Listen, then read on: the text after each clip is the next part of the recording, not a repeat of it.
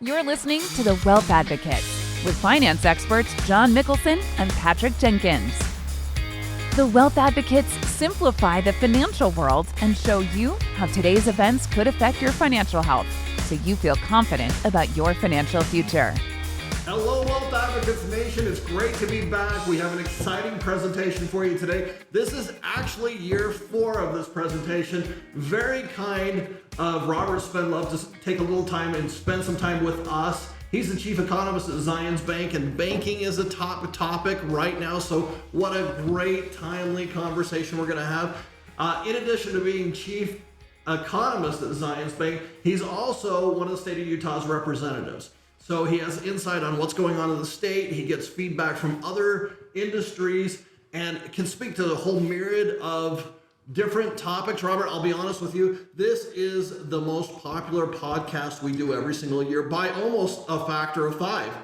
It has more downloads than any other. So again, thank you for one more year of doing this. We've been very grateful for you in the past, grateful for you in the future. We'll leave it to you to take it from here. No, it's great to be with you, and I always love coming up here to speak to you guys. And in fact, I kind of measure my life with these meetings. I don't know if you guys remember this, but That's scary. 3 years ago, this was the last group I spoke to before the world shut down. Yep. Yeah. And I came up here, I spoke to you guys, and then I sat at home for 3 months. And so I'm like, oh. And in just a few days, the pandemic officially ends, even though There we it's go. really been over. Those are 2 good bookends. Wealth Advocates bookends. Good. We're glad you're here. We'll let you take it from here. Okay, so it is a really interesting time in the economy right now. We've been in this kind of period of unprecedented uncertainty in the economy for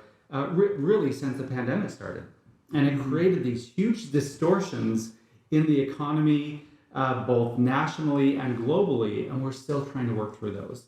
And so right now, we're kind of looking at 3 possible scenarios with the economy. So one scenario is a soft landing. That's really what the Fed is going for. That's really what everyone wants, is some kind of soft landing. The second one would be a hard landing, which would be a more severe scenario. And then the third scenario is the no landing scenario. And the bottom line, no one knows what's going to happen, and no one knows how bad it'll be, because this is so unprecedented. So you hear all these talking heads saying, this is going to happen or that. Jerome Powell, the head of the Federal Reserve, said no one knows. And so I give a lot of credibility to what the Fed says. Now, what is the Fed doing though? The Fed has gone through a series of dramatic rate increases. So just in the last year, since March of 22, the Fed has raised interest rates, the federal funds rate specifically, by over 5%. So it's the highest rate that we've seen in the federal funds rate since 2007. So we went from 0 at the beginning of last year till now we have this very restrictive policy in the federal funds rate. So then the question is, okay, so we know what the Fed is doing, but what is the Fed going to do? And that's the big question now. And that's where we start to see a really interesting breakdown. So the Fed has said they're going to keep their rate where it is for the rest of this year. So it's at a range between 5% and 5.25%. So I just, if you just kind of divide that, it's about 5.12 and a half. And the Fed has said that's where we're going to be for all of 2023. If you look at markets though, the markets do not believe the Fed. The markets say that by the end of this year, the Fed will have dropped rates down to around 4%. So markets are pricing in a Fed rate cut of 1%, while the Fed says we're going to keep it above 5%. And so there's this big dichotomy going on. And do you believe the markets or do you believe the Fed? And that's part of the big struggle right now. Can you give us, just before you dive into your presentation, a high-level view of what's going on with banking? It's causing jitters with clients. They don't know where to turn. You said some pretty heads-up adroit advice to me earlier about what happens when you short specific banks. Maybe a little insight from your chair. Yeah, and it's directly related to what we're talking about. Good. Which is that, the popular saying is the Fed keeps going until they break something. And now the Fed has broken something. Yeah. They've broken a lot of the financial services system. Now, they've broken a lot of things. They've broken the housing market. They've broken the tech sector. And now they're breaking the banking sector. Mm-hmm. And it takes time. We call this a black swan event, where it's unexpected and it's unknowable in the future. And even in the present, it's really hard to know exactly what's going on and what's going to happen. The last time, I would say this is a black swan within a black swan, maybe a baby black swan, because the real black swan event was COVID. Right. No one saw it coming, and it had these huge impacts. And the Fed, essentially, what they did was they overreacted to COVID. And, I don't fault them for overreacting. It's kind of like the fog of war. But the bottom line is they did. They injected $6.7 trillion of money into the economy. They created out of thin air $6.7 trillion, and then just pushed it out to all of us, which saved the economy from collapsing in 2020, but then it started the economy overheating. Mm-hmm. So then, starting last year, they started to try to slow that down, and they did that with those historic increases in interest rates, and that caused the real estate sector to start contracting. It caused growth sectors like the tech sector to start pulling back, and then that mismatch of long-term and short-term rates has caused bank struggles. And so it started off with Silicon Valley Bank, then went to Signature Bank, First Republic. This is what, we call contagion, where the risk was already there, but we just exposed the risk, and now the market is trying to figure out what that risk really is. In 2008, the big risk was subprime, and it was the very large banks. This time, the risk is more on, they call it super prime. It's kind of those specialized industries, those specialized high growth areas, those very wealthy tech firms, also very wealthy individuals. A lot of these, they call them regional banks, but they were specialized banks. So Silicon Valley specialized in the tech sector. Mm-hmm. Signature Bank specialized in crypto, and First Republic specialized in high net worth individuals. Right. And so those have all been exposed as very risky, but now the contagion is everyone says, well, we don't really understand the risk in the system, and so we're just going to kind of pull back a little bit. And what we know is that those gigantic banks, JP Morgan is over $2 trillion in assets. So they say, well, if they're too big to fail, then we'll just pull all our money and put it in there. And so we've got this kind of contagion going on, and we don't have clear direction from the Fed about how high of deposits they will insure. We think it's 100%, but we don't know, and they haven't given clear direction. And then you have the short sellers stepping in, and they're essentially manipulating the market. And so essentially short selling is just betting that a stock will go down. Mm-hmm. And so short sellers are picking away at different regional banks, trying to cause their stock to continue going down so they can benefit financially. But then it perpetuates this contagion. In 2008, the federal government essentially banned short selling in that sector because of that detrimental impact. And there's some discussion about them doing it again this time. But we're still, it's been 2 months now since Silicon Valley Bank collapsed, and we're still kind of working through, and we don't exactly understand the repercussions yet. We know that financial conditions are tightening. Really interesting, just recently a report came out that said financial conditions are tightening, but also demand for loans is decreasing. So we're seeing some of that impact. We just don't know, we can't quantify what the impact of that is yet. So on that point though, is contagion, can you see evidence in other areas? In other words, are we seeing the worst of it, or do you think there may be more repercussion that we haven't uncovered? Well, that's the nature of these type of shocks is we don't know what we don't know. And so we are exposing some of that already risk. The risk was unrealized, and now we're starting to realize some of that risk or understand that risk, but there's still some uncertainty, and that's what makes it kind of difficult moving forward. Is we just don't know exactly where all that risk exists. One area that there's been a lot of talk is commercial real estate, and especially office space, and then also some of the multifamily. And this is kind of nationwide right now, looking Right. locally, but nationwide, there's been some talk of, we know that like in San Francisco, vacancy rate is 33%. In New York, vacancy rate is around 15%. Nationwide, it's around 12%. And as those loans reset over the next few months, how risky is that going to be? And we just don't know yet. So what we're seeing in the economy is a really unique situation. And, I titled the presentation An Economy in Transition. We are transitioning, but another one of the central themes is the uncertainty that we've seen over the last couple years continues to be one of the dominant themes.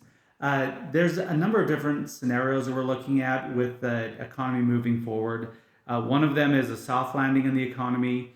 Another one is a hard landing. And then our third one is this no landing scenario. And there's a number of different ways that this could play out over the next year. But the really important thing to keep in mind is no one knows. Jerome Powell recently said, no one knows whether there's going to be a recession, and no one knows how bad that would be. And I think that's a great statement of humility from Jerome Powell and from the Fed about the fact that because we're in unprecedented times, we need to be really careful about how we interpret what's happening with the economy and the signs that we're getting. So one of the things the Fed has been doing, though, this is kind of the action of the Fed, is they've been dramatically increasing interest rates, specifically the federal funds rate. Starting in March of 2022, the Fed started to raise that federal funds rate. It was at around 0% before that. Very accommodative Fed funds rate. And then over the last year, the Fed has dramatically increased that rate 10 times to over 5%. In fact, in several of the meetings, the Fed raised that Fed funds rate by 50 to 75 basis points, or 50 to 75%, or half to 0.75% of a rate in each meeting. So the Fed is really trying to slow down the economy that has been so strong. So that's what the Fed has done. Then the question is, well, what is the Fed going to do? And so this is what we call the dot plot. So each member of the Federal Reserve Board of Governors literally votes on where they think it will be appropriate to have the federal funds rate in the future. And then we kind of put those together, and it shows what is an indication of where the Fed expects to go. So the important one to look at is on the upper left. The Fed is saying that the Fed funds rate is now just north of 5%. They're saying we're going to leave it at 5% for the rest of 2023, and then not start dropping that rate until 24, when it goes down to 4%, and then in 2025 it goes down to 3%. So that's what the Fed says they're going to do. Well, what do the markets think the Fed's going to do? And this is interesting. We see this, there's actually been a break between what the markets are expecting and what the Fed is saying they're going to do. And it really starts about the beginning of March. So on March 10th, Fed funds futures market was agreeing with the Fed that they would continue to raise interest rates. They were actually putting the Fed funds rate at 5.5% by June of this year. And then we see a major change. So that's March 10th. If we look at the Fed funds futures today, number one, in June, as recent as soon as June of this year, markets are predicting that the Fed funds rate is going to drop to below 5%, and by the end of 23, that rate drops down to 4%. So markets are predicting that the Fed is actually going to be dropping rates pretty dramatically over the next few months. So what the markets are saying today, is that they expect not only for the Fed not to increase that rate, but they expect the Fed to drop that rate, the federal funds rate, in June, and by December, they expect the Fed to drop interest rates down to about 4%, so a drop of 1% compared to where it is today. If we look at the market probability of a Fed rate increase in the next meeting, interestingly, again, we see that the markets were going along with the Fed. They agreed with the Fed until you really see a shock in March, where market expectations change dramatically.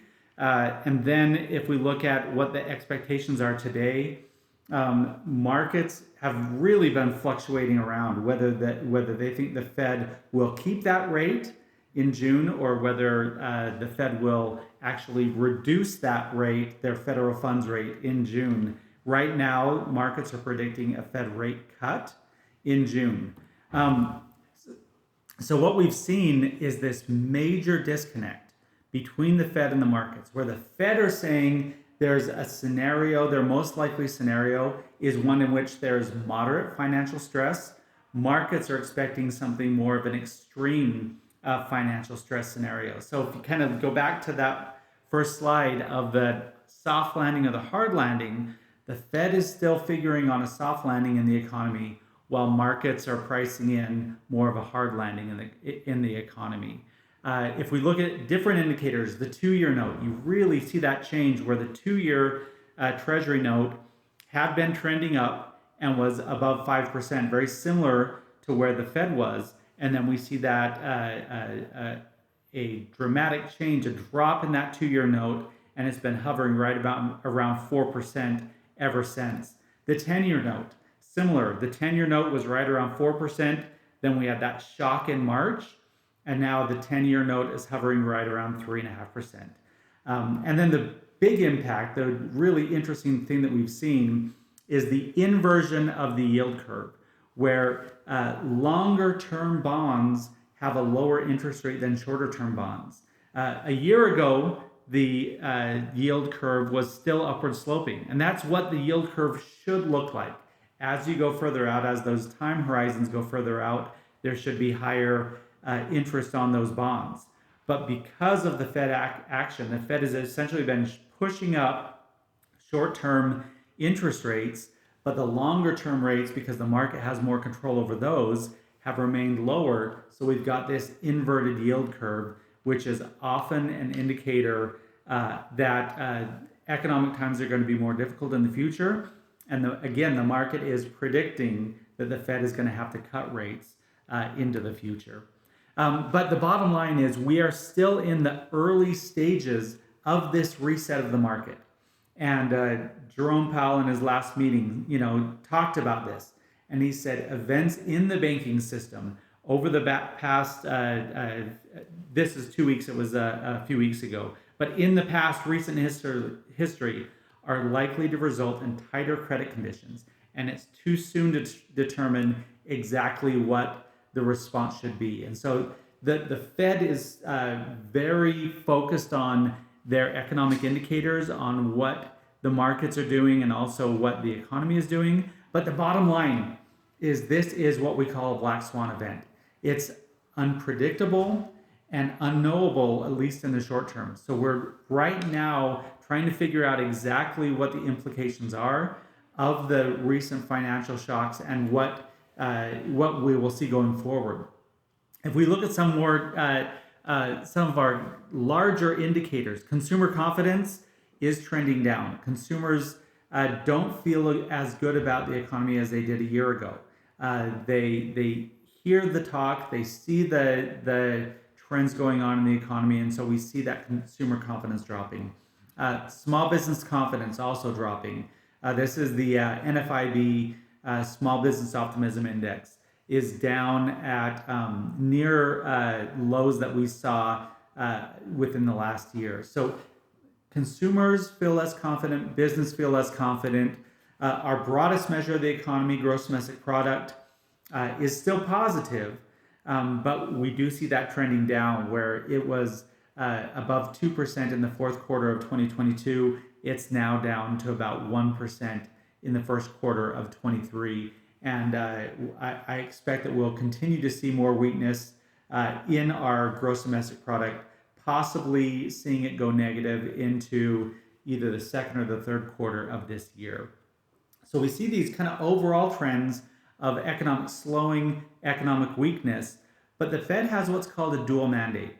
They're mandated by Congress to focus on two things, and those two things are employment and inflation. So the Fed wants full employment, they want a stable and strong employment sector, and they also want stable but growing prices. So if we look at employment, this is where it gets really tough. This is where we start to understand this uncertainty. So this, the latest jobs report, which just came out, surprised everyone. The previous month, job growth had been 236,000. The forecast was for more slowing, down to 178,000. The actual number was an acceleration in the job market, up to 250,000. Totally caught everyone off guard. The unemployment rate, similarly, the assumption with an economy that is weakening is that the unemployment rate will go up. So the forecast was for it to go up to 3.6%, went down to 3.4%. We see a number of our different indicators of the main indicator of the economy showing an acceleration, not a deceleration. If we look into that a little bit further, you see that while we have seen weakening in the monthly job growth, it still remains positive, and it still remains an indicator of a labor market that is very strong. That unemployment rate going into the pandemic, unemployment was 3.5%. Last month, 3.4%. It's really the lowest we've seen in the last 50 years. And it's not consistent with an economy that is slowing. It's not consistent with either the soft landing or the hard landing scenarios, at least right now. Job openings are dropping, but it's still, job openings still exceed job hiring by 3.4 million. There are 1.6 jobs for every unemployed person in America today. So our biggest struggle continues to be labor shortages and the availability of labor in our economy. And then at the same time, our labor force participation rate, this is just the percent of the population that is working or looking for a job. Going into the pandemic, it was about 63.3%. Last month, 62.6%. So we haven't even returned back to where we were pre-pandemic. So with this high demand for labor, there's still too many people sitting on the sidelines, and it's too difficult for employers to find the people that they need. If we break down this labor participation a little bit, what we see is that while prime age is 25 to 54 years old, the prime age labor force participation rate has actually returned back to where it was pre-pandemic. The 55 and older labor force participation has dropped down and continues to be lower than it was pre-pandemic. So when we've got high demand for labor, a low supply of labor, the result is big wage increases, and we continue to see that. In fact, last month we saw wage inflation increase, going from 4.3 to 4.4%. Again, we should see that kind of starting to slow down, and we've seen a trend of that wage inflation slowing, but it's still too high and it went in the wrong direction last month. Our long-term wage inflation is about 3%. We've got to get it back down to that 3% again for the economy to get back to normal. Now, part of the problem with, it's great if you get a pay increase. It's great for workers to get pay increases, but it's really tough for business owners to come up with the money to pay that extra wages. What they have to do is they have to raise their prices. So that's why wage inflation, while it looks good, can be a problem for the economy. And we see that when we go to inflation. This is the consumer price index. And while prices are slowing, the growth is still too high. The Fed's target is 2% annual inflation. Our latest reading was 5%. Now it is down. It was 9% last summer, but even at 5%, it's still twice as high as the Fed wants it to be. In our region, the inflation is even higher. While nationally it's 5%, in our region it is 6%. And again, our region has been seeing those inflationary pressures slowing, but it's still much higher than it should be, and much higher than it's been historically before the shock of the pandemic. One of the things we do to try to understand base inflation a little bit better is we strip out food and fuel, just because they're very volatile. And that's a better indicator of underlying inflation beyond the top line. And when we do that, we see that the inflationary pressure of that core inflation is even higher, 5.5% for the US and 6% for our region. And then this is just one of our really problematic areas is understanding housing inflation. And we all know that housing prices have been coming down, that the increase in interest rates has increased the cost of housing, but also has decreased the demand for housing. But when you look at the official indicator of housing inflation, it shows that inflation is still going up. And what this is showing is just that the Fed's main tools for measuring inflation are lagged and they're imprecise. And so then you have to look at each and every data point and say, okay, can I trust this data this month, and why or why not? And so we have to continue digging into the data to try to really understand what's actually happening. The Fed has started to focus on non-housing core services inflation. You can just see them digging deeper and deeper and deeper to try to understand what's really happening with the inflation picture. Because one of the things we have learned over the last 3 years is that no one understands inflation as much as we thought we did before the pandemic. But when we look at that service sector inflation, number one, it's even higher than the top line. It's even higher than the core. And service inflation is driven by those wage increases. It's not driven by breakdowns in the supply chain. It's not driven by foreign demand. It is driven by those wage pressures. And we continue to see service sector inflation too high, and it's driving that overall inflation higher. So the Fed's got to get the top line inflation down to 2%, the core inflation down to 2%, and the services price inflation down to 2% before they can say that they're done with their action. A good sign is so we were just looking at consumer prices. When we look at producer prices, they are slowing as well, and it's a good indication of what we expect to see with inflation moving forward. The latest reading of producer prices is that they grew 2.7%. So it is taking some of the pressure off those producers, off those distributors, and they can pass along those cost savings. So the Fed actions are having an effect. We just haven't achieved the Fed's goal yet, and which is why the Fed says that they're going to stay at the current level of interest rates for the foreseeable future. One of the reasons that this happened is because the unprecedented level of money creation. So one of the broadest measures of the money supply, we call this M2. M2 increased by nearly $7 trillion from February of 2020 to April of 22. And that enormous infusion of cash into the economy essentially caused these distortions, caused this overheating of the market that the Fed is now trying to pull back on. We see that money supply is contracting, but not to the degree that the Fed would like. And we also don't entirely understand what those impacts will be of reducing that money supply again in the economy. So the Fed is now getting pressure to back down. People are saying, okay, you've done your damage, now drop those rates back down.